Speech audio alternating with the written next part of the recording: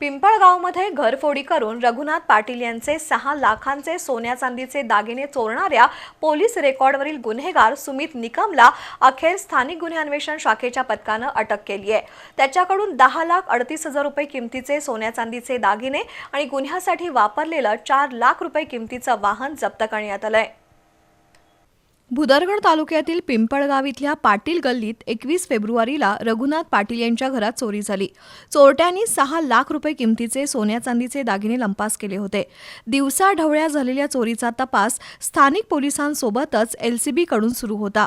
दरम्यान निरीक्षक सुशांत चव्हाण यांनी तयार केलेल्या पथकातील उपनिरीक्षक शेष मोरे आणि अंमलदार राजू कोरे, सचिन दुधाणे यांना चोरट्याविषयी माहिती मिळाली। त्या अनुषंगानं स्थानिक गुन्हे अन्वेषण शाखेच्या पथकानं हुपरीमध्ये सापळा लावला। त्यानुसार 10 मार्च रोजी सायंकाळी संशयित सुमित निकमला व्यंकटेश सहकारी सूत गिरणीजवळ पकडण्यात आलं।